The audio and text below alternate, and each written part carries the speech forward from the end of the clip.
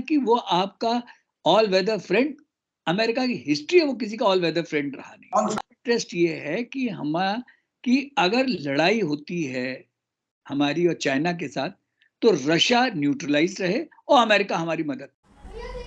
जय हिंद दोस्तों, चीन के राष्ट्रपति शी जिनपिंग रूस के दौरे पर हैं और क्या इस दौरे का भारत के ऊपर कोई असर पड़ेगा, भारत रूस के रिश्तों पर कोई असर पड़ेगा।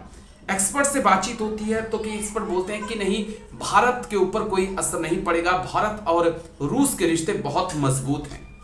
लेकिन हाल के सालों में दोस्तों चीजें बदली हैं। भारत का झुकाव रूस की बजाय अमेरिका की तरफ हुआ है। 2014 के बाद से ये चीजें देखने को मिली हैं। रूस जो कि हमारा परमानेंट अलाई है, सहयोगी है, थोड़ी नाराजगी देखने को मिली है उसमें, और चीन इस चीज का फायदा उठाता हुआ भी नजर आ रहा है। और क्योंकि रूस इस वक्त फंसा हुआ है इस जंग में, रूस यूक्रेन जंग में, उसको मदद की जरूरत है। हम खुल के मदद भी उसकी नहीं कर पा रहे हैं। बेशक हम तेल खरीद रहे हैं, लेकिन चीन भी तेल खरीद रहा है, उससे गैस भी खरीद रहा है, और चीन आर्थिक तौर पे भी उसकी मदद कर रहा है। और अंदर खाने ऐसी रिपोर्ट भी चल रही है कि चीन उसे वेपन और अम्युनिशन की सप्लाई कर सकता है। और अगर ऐसा होता है तो भारत रूस के रिश्ते कितने प्रभावित होंगे। जिसने 1971 की जंग में या तमाम वीटो लगाकर यूएनएससी में हमारी मदद की है, क्या वो देश हमारे खिलाफ हो जाएगा? क्या वो चीन सीनियर पार्टनर हो जाएगा, रूस जूनियर पार्टनर हो जाएगा? और आने वाले वक्त में अगर भारत और चीन के बीच विवाद होता है तो रूस हमारे साथ खड़ा हो पाएगा? ये ऐसे सवाल हैं दोस्तों जिनका जवाब आज हम तलाशेंगे। बहुत सारे एक्सपर्ट हैं डिफेंस में, लेकिन आज मैं एक बेहद अहम एक्सपर्ट्स के पास जाने वाला हूं जो अपनी बात दमखम के साथ रखते हैं। वो ये नहीं देखते कि सरकार का पक्ष लेना है नहीं लेना है, विपक्ष का पक्ष लेना है नहीं लेना है। वो एक डिफेंस एनालिसिस के तौर पर अपनी बातें रखते हैं। नाम है मेजर जनरल ए.के. चतुर्वेदी। सीधा सर का रुख करते हैं और उन्हीं से समझते हैं आज की आखिरकार जिनपिंग और पुतिन की दोस्ती का भारत और रूस के रिश्ते पर क्या असर पड़ेगा। सीधा उन्हीं का रुख। साहब जय हिंद, सबसे पहले तो मेरी तरफ से आपको, और गुड मॉर्निंग। बहुत बहुत शुक्रिया। फर्स्ट टाइम हम लोग ऐसे आपस में बातचीत कर रहे हैं स्काइप पे। आज चैनल्स पे तो अक्सर मुलाकात होती रहती है, कुछ चीजें ऐसी होती हैं जो वहां पे डिस्कस नहीं हो पाती, तो मुझे लगा कि आज एक डिटेल में आपके साथ मैं यहाँ पे बातचीत करूं। दरअसल शी जिनपिंग रूस के दौरे पे हैं और मेरे बहुत सारे कंसर्न हैं उसको लेकर, और मुझे लगा कि शायद आपसे बेटर कोई नहीं है जो मेरे इन कंसर्न को, मेरी इन चिंताओं को दूर कर पाएगा। मैं देख रहा हूं कि हाल के कुछ सालों में रूस और चीन की दोस्ती बहुत ज्यादा बढ़ी है, दोनों बहुत ज्यादा करीब आए हैं। अब भारत और रूस के रिश्तों में मैं पर्सनली तौर पे, मैं नहीं जानता कि नेता या आप भी क्या सोचते हैं, लेकिन मैं थोड़ा सा एक डिफरेंस देख रहा हूं जब से हम अमेरिका के करीब हुए हैं। थोड़ा सा मुझे लगता है पर्सनली तौर पे, तो ये जो चीन और रूस की साथ दोस्ती हो रही है, इसका भारत के ऊपर क्या असर होगा? बहुत अच्छा प्रश्न है ये। जो रूस इंडिया एक इक्वेशन थी जो 1950 के दशक से थी, और इनफैक्ट 62 की लड़ाई में उन्होंने बहुत ज़्यादा चाइना का साथ नहीं दिया, हालांकि उस वक्त दोनों कम्युनिस्ट देश थे। लेकिन subsequently over a period of time जो 70 के दशक में अमेरिका ने चाइना को बढ़ावा देना शुरू किया, क्योंकि सोवियत यूनियन को डाउन करना चाहते थे। तो इसलिए निक्सन के टाइम पे और किसिंजर ने उनको कहा कि भाई इसको इकोनॉमिक पावर, उन्होंने बहुत सपोर्ट किया। तो लेकिन आज वही चाइना अमेरिका के लिए एक खतरा बनता जा रहा है, क्योंकि बहुत सारे ऐसे नए पैरामीटर्स आ रहे हैं जिसमें कि वो आज की तारीख में ऐसा लगता है कि वो अमेरिका से आगे हो गया है। जैसे हाइपरसोनिक मिसाइल्स हैं या न्यूक्लियर वेपन्स हैं, उसमें पूरी तरह अगर वो आगे नहीं हुआ है तो काफी हद तक आगे हुआ जा रहा है। क्योंकि जहां तक कि अमेरिका ने तो एक रिस्ट्रिक्शन लगा रखा है, चाइना ने कोई रिस्ट्रिक्शन नहीं लगा रखा है। तो इकोनॉमी जो है उनकी इंप्रूव होती जा रही है। तो एक इन्होंने चाइना ने एक अपने लिए एक टारगेट सेट किया था कि 2049 तक वो अकेले सुपर पावर बन जाएंगे, तो उसके ऊपर वो काम कर रहे हैं। तो अब जो है सडनली अमेरिका को खतरा बढ़ने लगा। तो फिर क्या हुआ कि करीब 10-15 साल पहले उनको लगने लगा कि अब इसके अमेरिका को जो अपने अस्तित्व का खतरा लगने लगा, तो उन्होंने कहा कि अब इसको हम कैसे कर सकते हैं। तो उन्होंने भारतवर्ष को, जापान को, ऑस्ट्रेलिया को, इन देशों को, बिकॉज जो एशिया पैसिफिक है वो बहुत इंपॉर्टेंट होता जा रहा है, तो उसमें उन्होंने उसको घेरने की कोशिश की, जिसके अंतर्गत वो अब भारतवर्ष को एक सपोर्ट दे रहे हैं। अच्छा, इधर क्या है कि जब से सोवियत यूनियन टूटा, तो इनिशियली जो रशिया था वो इकोनॉमिकली बहुत स्ट्रांग नहीं था। हालांकि न्यूक्लियर वेपन्स में आज भी वो बहुत स्ट्रांग है, लेकिन बहुत स्ट्रांग नहीं था। तो over a period of time जो हमारे उनके साथ जो थी फ्रंटियर टेक्नोलॉजी, वो हमको भी नहीं दे रहे थे, हमको भी वो जो लाइसेंस प्रोडक्शन में दे रहे थे उसमें भी इश्यूज थी, लेकिन फिर भी एक जिसको कहा जाए कि time tested all weather friend Russia हमारा रहा। चाहे वो सिक्योरिटी काउंसिल हो, जिसमें कि वो हमारा सपोर्ट हमेशा करते रहे, वीटो यूज करते रहे कश्मीर के ऊपर, या 1971 में पीस एंड ट्रैंक्विलिटी ट्रीटी जो हमने से उन्होंने अगस्त 71 में की, जिसका हमको लड़ाई में फायदा मिला कि उन्होंने सोनार भी दिया, और जिनके खतरे की वजह से जो उनका 7th फ्लीट था वो कुछ खास कर नहीं सका। ठीक सर। तो इतिहास की बात है, लेकिन आज की तारीख में जो आपका कंसर्न है बहुत जेन्युइन है, क्योंकि अभी क्या हो रहा है कि जो नया वर्ल्ड ऑर्डर निकल रहा है, तो चाइना उसमें वर्ल्ड ऑर्डर में न्यूमरो उनो बनना चाहता है। अच्छा, इधर क्या हुआ कि 2014 में जबकि जो एक तत्कालीन जो प्रेसिडेंट को, यूक्रेन को उन्होंने हटाया, और अमेरिका का इंटरेस्ट था यूक्रेन में पहुंचने का, कि वो यूक्रेन में अपनी मिसाइल बेस बनाए, अपना बेस बनाए, जिससे कि रशिया को खतरा पैदा कर सकें, बिल्कुल और वो सर। प्रयास चल रहा है। तो अभी क्या होने लगा है कि over a period of time Russia को उन्होंने सैंक्शन लगाए, जबकि क्राइमिया को उन्होंने अपने साथ एनेक्स कर लिया, तो जिससे उनको लगा कि शायद इकोनॉमिकली वीक, तो इकोनॉमिकली वीक रशिया डेफिनेटली होने लगा, लेकिन उनके पास रिसोर्सेस है। तो जी अब जो नई इक्वेशन बन के आ रही है, जिसमें कि रशिया चाइना एक साथ है, कारण क्योंकि देखिए, एक तो ये है कि रशिया के जापान से मुश्किलात हैं। जी क्यूराइल आइलैंड पे जो हाइकेडो के नीचे है उनका हाइकेडो वो जो द्वीप है जापान का, उसके नीचे क्यूराइल आइलैंड, उसमें 4 आइलैंड जैसे हैं, जिसपे कि रशिया क्लेम करता है कि वो ठीक है। हमारे। उसी तरह चाइना और जापान की प्रॉब्लम है जो सेनकाकू आइलैंड के ऊपर। तो और जापान का क्या सबसे बड़ी क्या है, उसके इकोनॉमिक इंटरेस्ट हिट होते हैं, क्योंकि उसका पूरी जो ट्रेडिंग है, जो मिडल जी ईस्ट से वगैरह आता है, वो साउथ चाइना सी से होते हुए, ईस्ट चाइना सी से होते हुए जापान जाता है। तो अगर जो है ये जापान पे ये चाइना जो है उसमें जो साउथ चाइना सी में हो, जो है दादागिरी दिखा रहा है कि उसने आइलैंड बनाए हैं, या ताइवान जो है उसको एनेक्स करने की कोशिश कर रहा है, तो ये मुश्किल बढ़ जाएगी। एंड ठीक है। तो ये तो चाइना का इंटरेस्ट हो गया। नाउ इसमें इंडिया कहाँ फिट होता है? एक तो इंडिया का कहना क्या है कि एक तो रूल बेस्ड जब वो बात करते हैं कि इंडिया की जो पहले ज्योग्राफी एक बार हम लोग समझ लें, कि जो ये हमारा अंडमान एंड निकोबार आइलैंड्स हैं, जी इसमें एक है 10 डिग्री चैनल, जो कि अंडमान द्वीप और निकोबार द्वीप समूह के बीच में है, और एक है 6 डिग्री चैनल जो नीचे से जाता है। जी तो लेकिन दोनों तरफ से जा करके अगर चाइना पहुंचना है, तो स्ट्रेट ऑफ मलाक्का से जाना पड़ेगा, जो बहुत ही पतला सा इलाका है, 3 माइल है उसकी चौड़ाई। तो जिसको कि जी पिछले प्रेसिडेंट जो हु जिनटाओ ने बोला था कि ये मलाक्का डिलेमा है, क्योंकि 70% ऑयल उसका और 80% पूरा ट्रेड जो है वो इसी के थ्रू, मलाक्का स्ट्रेट के थ्रू जाता है। नाउ ग्रेट निकोबार में इंडिया की प्रेजेंस से हम डोमिनेट कर सकते हैं मलाक्का स्ट्रेट को। तो जी चाइना का इंटरेस्ट जो है कि भाई मलाक्का जो है हमारे फ्री रहे, उसने कोशिश की ग्वादार, लेकिन ग्वादार बात नहीं बनी, क्योंकि वहां इंसर्जेंसी शुरू हो गई है, तो ग्वादार से जी उनका बात नहीं बन रही, तो उनको डिपेंडेंस है। तो इंडिया, अच्छा दूसरा क्या है कि वो इंडिया को, उसको भी लगता है चाइना को कि नॉर्थ में जो उसने है, उसके कंसर्न्स हैं कि भाई एलएसी डिफाइंड नहीं है, जी मैकमोहन को मानता नहीं है। तो अगर इंडिया को, हमको वहां पे दबका मारना है, तो मेरीटाइम में हमें स्ट्रांग होना पड़ेगा, क्योंकि मेरीटाइम डोमेन में इंडिया उनको इन्फ्लुएंस कर सकता है आज की ठीक तारीख सर। से। तो ये सब के चलते हुए एक नई इक्वेशन इमर्ज होके आ रही है, जिसमें कि अमेरिका इंडिया का जो क्वाड बना, अमेरिका इंडिया जापान और ऑस्ट्रेलिया का, तो वो एक क्वाड बन रहा है।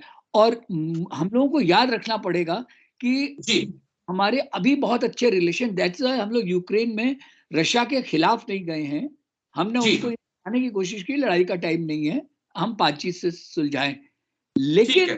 मुझे क्या लगता है कि कल को अगर कहीं कोई सिचुएशन बढ़ी, तो जो ये चाइना रशिया फ्रेंडशिप है, जिसमें कि उसने बोला कि लिमिटलेस फ्रेंडशिप बोली है जी पुतिन ने, तो ये जो है ये अबकी से आड़े हमारे आ सकती है।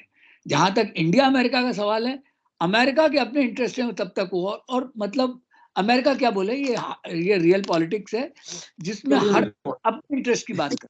मैं एक चीज और समझना चाहता था सर, क्योंकि शी जिनपिंग रूस में है जी इस वक्त। रूस को शायद वेपन्स की सबसे ज्यादा जरूरत है, एम्यूनिशन की सबसे ज्यादा जरूरत है। और अगर जिनपिंग और पुतिन के बीच वेपन्स को लेकर और अम्यूनिशन को लेकर कोई समझौता हो जाता है, चाहे वो अंदर खाने ही हो, तो आने वाले वक्त में अगर एलएसी पर कुछ तनाव बढ़ता है, विवाद होता है, तो क्या वाकई में व्लादिमीर पुतिन भारत के साथ खड़े होंगे या चीन के ऊपर दबाव बना पाएंगे कि नहीं आप थोड़ा पीछे हटिए? हाँ, ये इसमें जो मैं ये कहना चाहता हूँ कि जो सिचुएशन आपने बताई, इसमें दो तीन चीजें हम लोगों को ध्यान देना चाहिए। अभी तक चाइना ने ये क्लेम नहीं किया कि हम उसको लीथल वेपन्स देंगे। वो जी उनको क्या दे रहे हैं कि हेलमेट्स दे रहे हैं, बुलेट प्रूफ जैकेट्स दे रहे हैं, और मतलब नॉन लीथल इक्विपमेंट के बारे में है। अच्छा, चाइना का एक इंटरेस्ट ये जरूर है कि जो रशिया और चाइना के इंटरेस्ट में यहाँ एक थोड़ा सा गैप आ रहा है। जी चाइना क्या चाहता है, चाइना का इंटरेस्ट ये है कि भाई हम पीस मेकर बने। उसने कोशिश की कि भाई सऊदी अरेबिया और ईरान का एक समझौता कराया, जिसका कि एक्चुअली समझौता नहीं है, वो ये है कि बातचीत हम शुरू करेंगे। जी दूसरा, वो एक एक तरह रिस्पॉन्सिबल पावर कि भाई यूएन के थ्रू सब कुछ होना चाहिए, दूसरी चीज उसने बोली है। लेकिन हम लोगों को एक चीज याद रखनी पड़ेगी कि ये जो रशिया जो है, रशिया का इस वक्त इंटरेस्ट बिल्कुल ठीक है कि उनको लोअर एंड ऑफ टेक्नोलॉजी के वेपन चाहिए, जैसे कि ड्रोन्स चाहिए, एमिनेशन बिल्कुल चाहिए। तो इसके लिए चाइना पे वो डिपेंड करना चाहता है, तो डायरेक्टली नहीं, वो उसको मिल जाएगा। तो ठीक है। कल को अगर एलएसी पे हुआ, तो अभी कहा नहीं जा सकता, लेकिन मुझे नहीं लगता कि रशिया इतनी ओपनली हमारे साथ खड़ा होगा जितना कि पिछली लड़ाइयों में वो हमारे साथ खड़ा रहा था। तो ये ठीक चीज है, हमको एक ध्यान। चीज और मैं समझना चाहता हूं कि इस जंग के बाद कई एक्सपर्ट भी बोल रहे हैं और मैं भी चीजों को देख रहा हूं कि अभी तक रूस सीनियर पार्टनर हुआ करता था, अब ऐसा लग रहा है कि शायद चीन सीनियर पार्टनर होगा, रूस जूनियर पार्टनर होगा। तब चीजें कितनी बदलेंगी? और अगर सर रूस की सत्ता बदलती है, क्योंकि ऐसी भी खबरें बीच में चल रही है कि पुतिन को हटाया जा सकता है और अगर ये जंग पुतिन हारते हैं, अगर रूस की सत्ता बदलती है, तो चीन और रूस के रिश्तों में कितना फर्क पड़ेगा? वैसे तो बड़ा स्पेकुलेटिव क्वेश्चन है, क्योंकि रूस के हारने का इतना आसान नहीं है, क्योंकि कारण मैं आपको बताता हूँ। देखिए, जो 2014 से जब उन्होंने इकोनॉमिक सैंक्शन लगाए, तब से रूस ने एक ऑल्टरनेटिव सिस्टम बनाने की कोशिश की इकोनॉमिक्स की, और जिसकी वजह से कि उसको, अच्छा फिर क्या है कि वो बहुत सारे देशों से आज की तारीख में उनकी करेंसी में ट्रेड करने लगा। जी तीसरी चीज, रशिया के पास रिसोर्सेज बहुत हैं, चाहे वो ऑयल हो चाहे बाकी खनिज हो, तो जिसकी वजह से वो इतनी आसानी से, अच्छा दूसरा क्या है कि वो 11 टाइम जोन वाला इतना बड़ा देश है कि उसका हार पाना बहुत आसान, ये बिल्कुल। मुश्किल।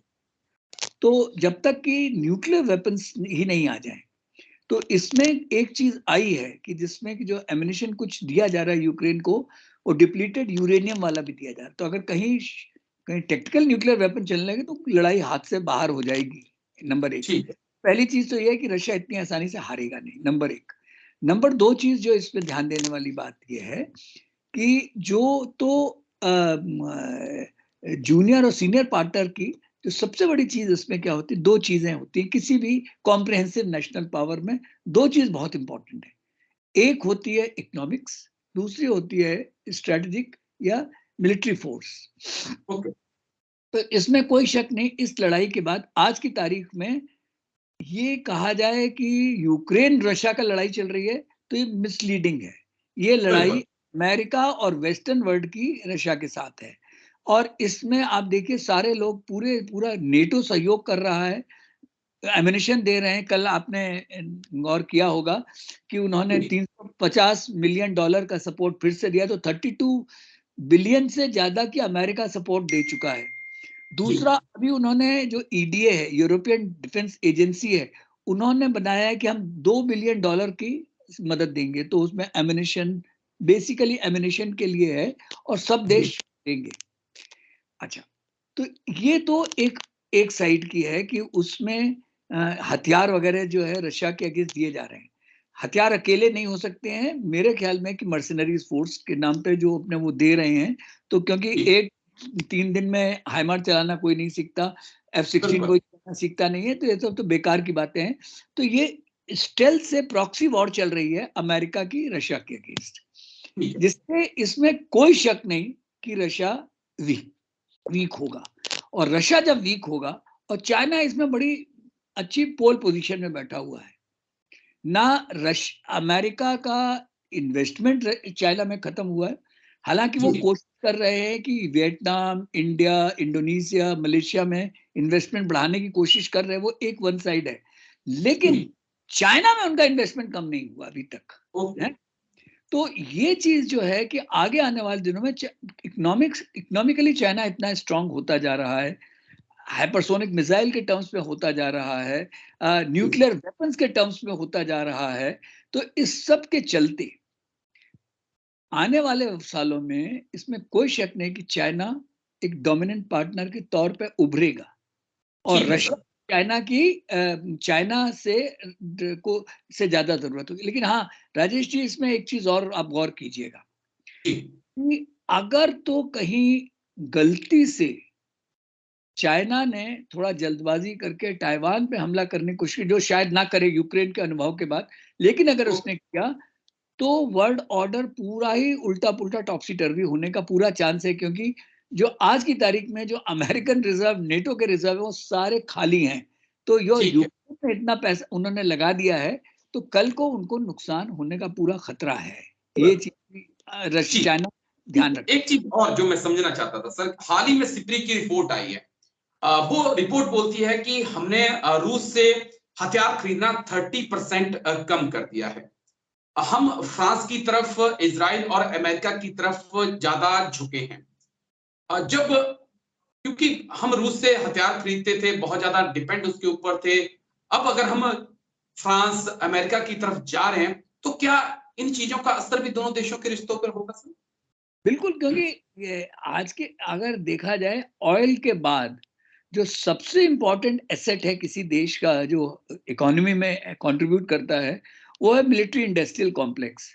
आप देखिए अमेरिका की भी पहली 5 जो मिलिट्री इंडस्ट्रियल कॉम्प्लेक्स वर्ल्ड की हैं, वो पहली 5 अमेरिकन है, और वो सप्लाई कर रही हैं, तो अमेरिकन इकोनॉमी को भी वो अफ्लोट अभी रखे हुए हैं।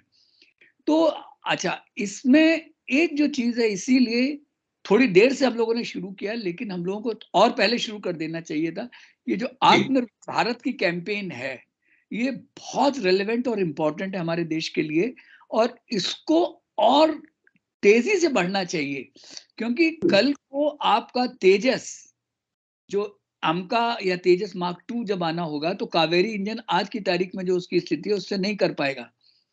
रशियन इंजन आपको मिल नहीं रहा। अगर आप साफरान जो कि फ्रेंच है, या जी जो कि अमेरिकन है, उससे या रोल्स रॉयस से आपने इंजन नहीं लिया, तो आप 97 किलो न्यूटन का थ्रस्ट जनरेट नहीं कर पाओगे कावेरी इंजन से, तो फिर आप जी। मुश्किल में पड़ जाओगे। तो आपका जो मिग आना बंद हो गया है, और तेजस आपका तैयार नहीं हुआ, तो आप मुश्किल में पड़ जाओगे। तो मेरे हिसाब से ये आत्मनिर्भर भारत की कैंपेन पे पूरे देश को बहुत शिद्दत से, जोर से काम करने की जरूरत है। ठीक है सर। एक चीज और, आत्मनिर्भर भारत से मैं सवाल जोड़ना चाहता हूं, क्योंकि ये सवाल लगातार मेरे जहन में चलता रहता है। अगर अमेरिका को मैं देखता हूं सर, तो अमेरिका की चीन के साथ, रूस के साथ दुश्मनी इसलिए भी मुझे नजर आती है कि दोनों ही हथियारों के बहुत बड़ा निर्माता हैं, और अमेरिका को टक्कर दे रहे हैं। अगर भारत भी आगे जाकर, हम चाहते हैं कि ऐसा हो, लेकिन अगर भारत आत्मनिर्भर भारत बनता है, हथियार बाजार में कब्जा करना शुरू करता है, तो क्या आने वाले वक्त में हम ये भी देख रहे हैं कि अमेरिका और भारत भी आमने सामने हो सकते हैं कभी? बिल्कुल, बिल्कुल, मैंने सबसे पहले शुरू किया कि जो एक पुराना सिद्धांत है, परमानेंट दोस्त कोई नहीं होता, परमानेंट इंटरेस्ट होते हैं। तो ठीक है। आज आज क्योंकि अमेरिका और इंडिया के इंटरेस्ट कोटर्मिनस हैं, इसलिए अमेरिका भारत को मदद कर रहा है। कल जब सोवियत यूनियन था, तो सोवियत यूनियन और भारत के इंटरेस्ट कोटर्मिनस थे, और तब क्या आपको याद होगा, चाइना और रशिया के बीच में बाउंड्री डिस्प्यूट थी उसूरी नदी के ऊपर। तो उस वक्त रशिया हमारी मदद कर रहा था। बीच में चाइना को इंडस्ट्रियल सपोर्ट की जरूरत थी कि उसका सामान कहाँ बेचे। तो पिछले 10-20 साल में करीब हम लोगों ने क्या किया, 1991 से जब इकोनॉमी खुलनी शुरू में हम लोगों ने कहा, अरे भाई ये बहुत बड़ा मार्केट है, सब लोग हमारे पास आएंगे, हम इसको कंट्रोल। तो ऐसा हुआ नहीं। अभी हम लोग क्या खरीदार तो बन गए, लेकिन जब तक बिकवाले नहीं बनेंगे तब तक हमारा तो चाइना जो है, आज चाइना अभी भी क्या कह रहा है कि भाई साहब ये एलएसी पहले भूल जाओ, व्यापार को बढ़ने दो, एलएसी के बारे में बाद में सोचेंगे। ऐसा कभी नहीं, वो खुद नहीं कर रहा, हमसे कह रहा है चुप हो जाओ, क्योंकि उसके नेशनल इंटरेस्ट उस तरह से है। तो हमको अपने इंटरेस्ट देखने हैं, शॉर्ट टर्म, मीडियम टर्म और लॉन्ग टर्म। शॉर्ट टर्म हमारा इंटरेस्ट ये है कि कि अगर लड़ाई होती है हमारी और चाइना के साथ, तो रशिया न्यूट्रलाइज रहे और अमेरिका हमारी मदद करे। शॉर्ट टर्म ये इंटरेस्ट है। ठीक है। मीडियम टर्म ये है कि हमारी जो ताकत इतनी बढ़े कि रशिया हम पे थोड़ा डिपेंडेंट आज की तारीख में है, क्योंकि उसका ऑयल सबसे ज्यादा कौन खरीद रहा है, या तो चाइना या इंडिया। तो उसके सस्टेन हम कर रहे हैं। दूसरा क्या किया है कि हम लोगों ने, उसने आपसे ये कहा कि हमारे एग्रीकल्चर में इन्वेस्ट करो, साइबेरिया वगैरह में। तो ये मीडियम टर्म हो गया। लॉन्ग टर्म ये है कि आप अगर खुद मुख्तार हो, आप अपने खुद ताकतवर हो, तो ना आपसे कोई सवाल करेगा ना कोई जवाब करेगा। तो के लिए जरूरी है कि माइनर इरिटेट आपके साउथ एशिया में बिल्कुल हट जाने चाहिए। पाकिस्तान को आपने काफी हद तक न्यूट्रलाइज कर दिया, लेकिन अमृतपाल सिंह का केस आपको क्लियरली बताता है कि भाई ऐसा नहीं है। दीमक में बड़ी ताकत होती है, दीमक में भी बड़ी ताकत होती है। तो जो आईएसआई है, वो ड्रग मनी के बदौलत वो आपकी नाक में दम तो कर ही सकता है, तो उसको आपको काबू में करना पड़ेगा। दूसरा, बांग्लादेश, श्रीलंका, मालदीव्स, भूटान, ये सब आपके, नेपाल आपके इन्फ्लुएंस में रहने चाहिए। ये आपको मिडिल टर्म में करने की जरूरत है। लॉन्ग टर्म जैसा मैंने बताया कि जितना आत्मनिर्भर आप होते जाओगे, उतना आप, क्योंकि आप इसमें तैयार रहो कि क्यों न्यूयॉर्क टाइम्स आपके खिलाफ बात कर रहा है। जी, हिंडनबर्ग की टाइम की रिपोर्ट देखा जाए, ठीक है, अडानी पडानी जो है वो बकवास है, जिसको सजा मिलनी चाहिए, लेकिन आज की तारीख में क्यों ये आ रहा है? वॉल स्ट्रीट जर्नल आपके खिलाफ, क्योंकि वो भी नहीं चाहते, वो भी चाहते कि आप अमेरिका पे डिपेंडेंट रहो। जी, तो ये जो देशों की लड़ाई है, जियो पॉलिटिक्स है, जियो इकोनॉमिक्स उससे कंबाइंड है इसमें। अच्छा, दूसरा क्या है, इंटरेस्ट। हथियार आप कितने, जो कोई एक C-130 खरीदता है, C-17 खरीदता है, आप खरीद रहे हो 17-18, तो ताकि इकोनॉमी को आप फ्लोट कर रहे हो। अच्छा, जब आपने क्रे कंप्यूटर के टाइम पे उसको आपने एक झटका दिया था, या क्रायोजेनिक इंजन पे झटका दिया था, तब से वो आपकी ताकत समझ गया है, तो वो आप टॉलरेट करता रहेगा। ये कहना कि वो आपका ऑल वेदर फ्रेंड, अमेरिका की हिस्ट्री है, वो किसी का ऑल वेदर फ्रेंड रहा नहीं। ऑल फ्रेंड नहीं हुआ। बस एक आखिरी सवाल सर, और एक जवाब मैं चाहूंगा। एक जो नया वर्ल्ड ऑर्डर बन रहा है, जिसमें हम रूस को, चीन को देख रहे हैं, नॉर्थ कोरिया को देख रहे हैं, ईरान को देख रहे हैं, और किसी हद तक मैं पाकिस्तान को भी देख रहा हूं, क्योंकि जहां चाइना होगा वहां पाकिस्तान होगा। इसमें हम भारत को, चाइना की जो उनकी इकोनॉमिक स्थिति है, उसकी वजह से वो बड़ी बुरी हालत में है। तो आज की तारीख में वो दो नावों पर पैर डालने की कोशिश कर रहे हैं। एक तरफ तो चाइना से सपोर्ट ले रहे हैं पाकिस्तान, दूसरा वो उसने अमेरिका की बिहेस्ट पे अपने 80 यूडी T-80 यूडी टैंक्स जो हैं, 40 टैंक या 44 टैंक, मुझे फिगर एक तरह से याद नहीं है, वो देने की कोशिश कर रहा है यूक्रेन को लड़ने के लिए। यूक्रेन को एमिनिशन दे रहा है। तो ये जो है पाकिस्तान का कोई भरोसा नहीं कि वो चाइना के साथ जाएगा, क्योंकि चाइना के साथ भी उसको कोई बहुत ज़्यादा इंटरेस्ट है नहीं, क्योंकि आज की तारीख में इंटरेस्ट ये है क्योंकि वो उसको आज की कितना भी बड़ा कर्जा हो वो दे रहा है। हाँ, ये जो इक्वेशन इमर्ज हो रही है ईरान, रशिया, नॉर्थ कोरिया और चाइना, ये डेंजरस इक्वेशन है वर्ल्ड ऑर्डर में, एक बहुत बड़ी इक्वेशन है। लेकिन मजे की बात तो ये है, ये सिचुएशन में इंडिया एक स्विंगर स्टेट है। अमेरिका को भी लग रहा है, रशिया को भी लग रहा है, दोनों को। आज आप देखिए कि आपके यहाँ G20 में आपके सारे लोग आए आपके यहाँ, लवरोव आपको साथ दोस्ती करने की कोशिश, वांगी भी कोशिश कर रहे हैं, चाइना और अमेरिका तो कर ही रहा है। तो इस तरीके से जो इंडिया का जो सिचुएशन है, अगर हम लोग अपने गार्ड ठीक से खेलते रहे तो हम लोग एक स्विंगर स्टेट रहेंगे और जिससे हमको फायदा मिलेगा।